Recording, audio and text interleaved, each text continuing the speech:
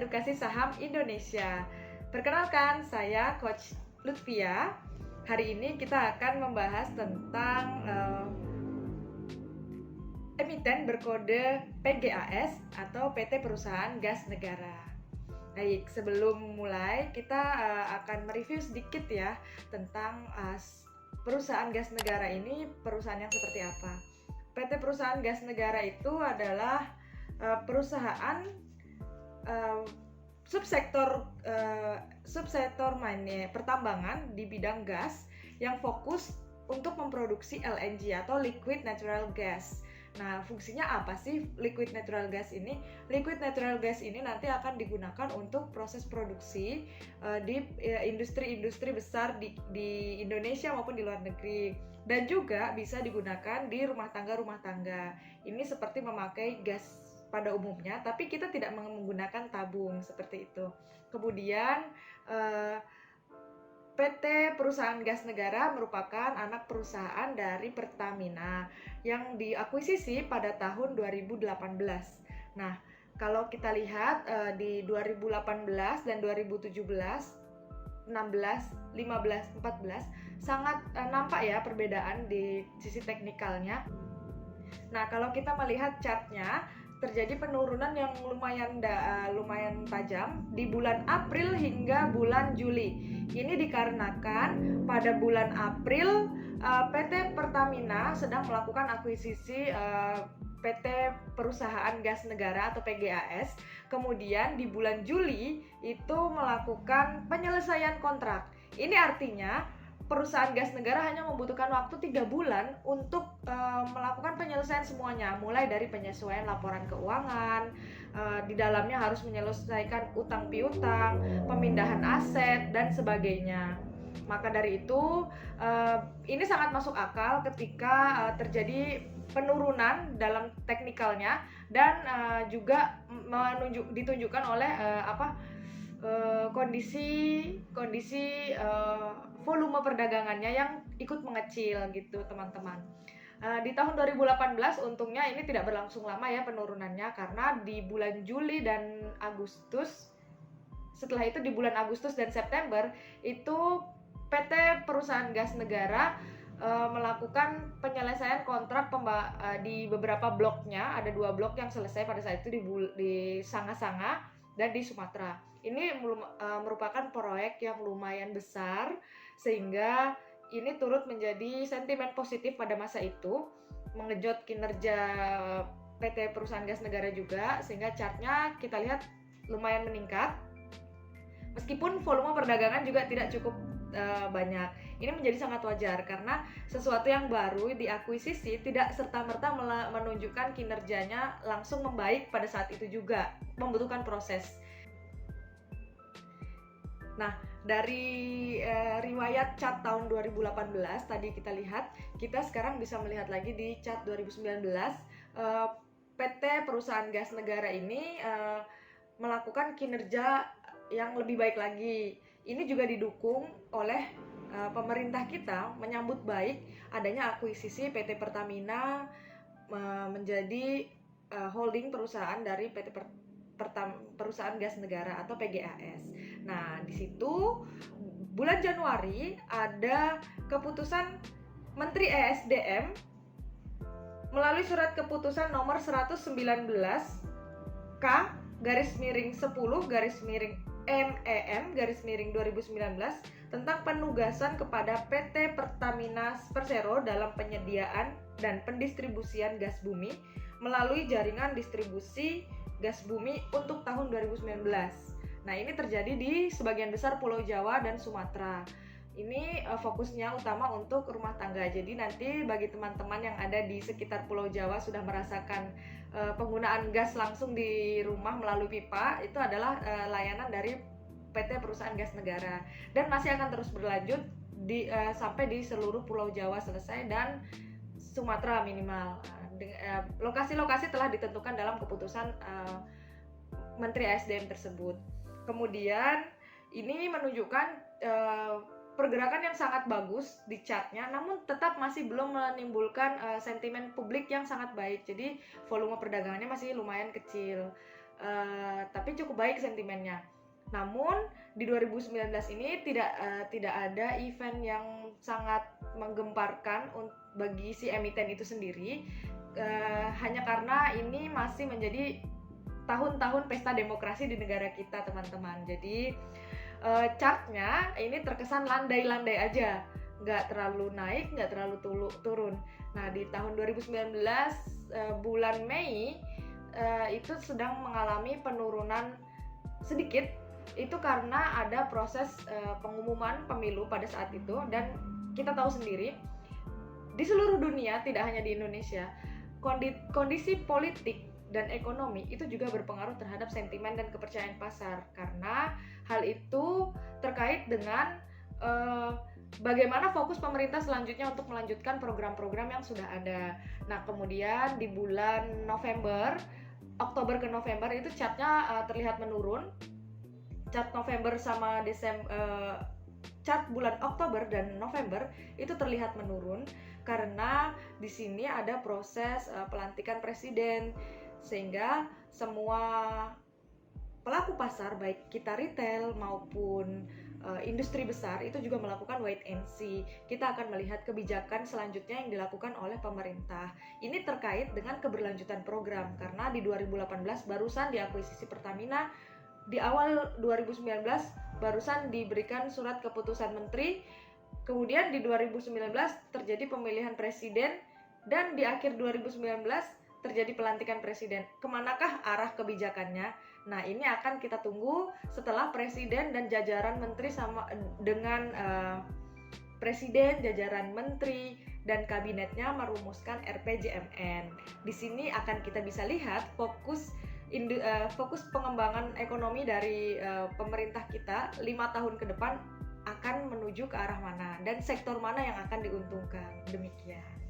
Kemudian di tahun 2019 akhir, chart dari PT Perusahaan Gas Negara ini tidak terlalu turun tapi mengalami peningkatan. Ini didorong karena sentimen positif perusahaan gas negara melakukan kerjasama dengan PT BA atau PT Bukit Asam. Nah, di sini PT Perusahaan Gas Negara, seperti yang saya sebutkan di awal, kembali menyediakan fasilitas gas untuk gasifikasi industri-industri besar. Jadi yang dulunya industri-industri besar di negara kita ini menggunakan bahan bakar minyak fosil, itu diganti menjadi gas. Ini diklaim menjadi lebih ramah lingkungan, dan juga diklaim lebih murah serta lebih efisien. Kemudian ini chartnya terlihat langsung naik ya teman-teman, karena ya ini menunjukkan keseriusan bagaimana Pertamina itu mengelola anak perusahaannya, dan pemerintah juga mendukungnya, sehingga sentimennya cukup positif sampai di tahun 2020 awal, 5 bulan pertama kita mengalami kontraksi di seluruh dunia. Ini karena adanya pandemi ya, tidak hanya terjadi di Indonesia tapi di seluruh negara di dunia juga mengalaminya. Jadi ini bukan murni karena kesalahan emiten tersebut atau kesalahan negara kita. Ini adalah sesuatu yang di luar dugaan manusia. Dan 2020 ini chart indeks kita, indeks IHSG juga cukup dalam untuk penurunannya. Ini diiringi dengan seluruh sektoral dan seluruh emiten juga turun tajam. Nah, kebetulan di tahun 2020 saat bulan Mei, Juni, Juli itu peak season dari pandemi ini sudah agak reda di beberapa negara di dunia, dan mulai pembukaan jalur-jalur logistik dan mulai membangkitkan industri-industrinya. Pada tahun 2020 bulan Mei, pemerintah Indonesia melakukan perumusan percepatan pemulihan ekonomi nasional dengan membentuk Komite Percepatan Pemulihan Ekonomi Nasional. Komitmen PT Pertamina melalui perusahaan gas negara untuk ikut kontribusi terhadap percepatan pemulihan ekonomi ini terlihat dari 7 agenda utama perusahaan gas negara. Ingin menggenjot pada pertama, pengembangan infrastruktur pipa gas, yang kedua peningkatan volume niaga gas, kepada existing buyer maupun ke new buyer. Kemudian yang ketiga, pengembangan fasilitas LNG terminal untuk supply ke pasar domestik yang seperti tadi saya sebut melalui rumah tangga dan industri-industri besar. Kemudian gasifikasi kilang-kilang minyak Pertamina, gasifikasi pembangkit PLN dari BBM ke gas, pengembangan perdagangan global, dan fasilitas LNG infrastruktur di regional. Kemudian yang terakhir, PT Perusahaan Gas Negara ingin melakukan efisiensi dari operational expenditure atau OPEX dan capital expenditure atau CAPEX. Ini menjadi sangat bagus melihat konsistensi dari perusahaan gas negara untuk berusaha membangkitkan kinerjanya setelah keterpurukan ekonomi dunia yang berpengaruh ke segala sektor. Ini akan menjadi sentimen yang positif, dan kemudian ini bertepatan dengan bulan Juni. Kita terlihat di chartnya, bulan Juni ini terjadi peningkatan chart meskipun tidak terlalu signifikan, tapi lumayan meningkat setelah dari kejatuhan di bulan Januari sampai Mei. Komitmen kebijakan penetapan harga melalui Permen ESDM nomor 8 tahun 2020 ini cukup mendongkrak sentimen positif dari pasar. Jadi semua orang yakin bahwa dengan adanya keputusan tersebut ini akan membantu kinerja si perusahaan gas negara untuk melakukan penjualan, pendistribusian, dan pengembangan infrastruktur gas. Pada tahun 2020, perusahaan gas negara juga melakukan perjanjian jual beli gas dengan industri-industri besar dari 7 sektor yang ada. Dengan jumlah total pelanggan 188 jenis industri. Nah, kemudian ini tentu saja akan mengubah perjanjian ini juga akan mengubah sentimen, dan ini perusahaan gas negara berkomitmen melalui pekerja sama ini akan meningkatkan kinerjanya dan menyesuaikan kebutuhan terhadap industri-industri yang sudah bermitra dengan mereka. Kemudian ini di saat yang sama juga perusahaan gas negara menyelesaikan kesepakatan teknis dan LOA dari sektor industri tersebut. Pastinya ini akan mendongkrak distribusi gas pertama, yang kedua produksi, tapi ini memiliki efek samping terhadap perubahan pada laporan keuangan. Tentu saja dengan meningkatkan produksi, fokus produksi ini akan cukup memakan biaya operasional yang tinggi, sehingga akan terjadi perubahan pada biaya operasional di perusahaan tersebut turut meningkat. Meskipun biayanya meningkat, tapi ini jika digunakan untuk produksi dan berjualan, ini akan meningkatkan pula laba perusahaan meskipun biayanya juga membengkak. Jadi kas akan terpengaruhi juga. Nah, bagaimana dengan tahun 2021 teman-teman? Dari sini kita bisa lihat ada tiga titik hijau, ada 3 candle hijau yang melihatkan kenaikan dan volumenya yang sangat tebal.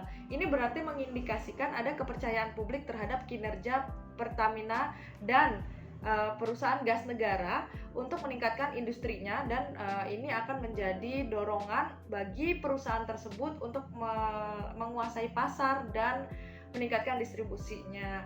Nah, ini diiringi dengan volume perdagangan yang terus meningkat setahun belakangan. Bisa dilihat ya, volumenya meningkat. Beda dengan tahun 2017 ke 2018 sebelum perusahaan gas milik negara ini berpindah diakuisisi menjadi Pertamina. Peningkatannya melonjak tajam ditunjukkan dengan peningkatan laba EBITDA yang mencapai selisih sebesar 173 US dollar. Itu bisa kita rasakan ketika ada sesuatu yang diakuisisi dengan maksud untuk peningkatan kualitas dan kinerja, itu akan sangat tercermin dari laporan keuangan maupun teknikalnya. Dan ini akan menyebabkan sentimen pasar serta psikologi pelaku pasar mempercayai kinerja perusahaan. Nah, demikian ulasan dari perusahaan gas negara kali ini teman-teman.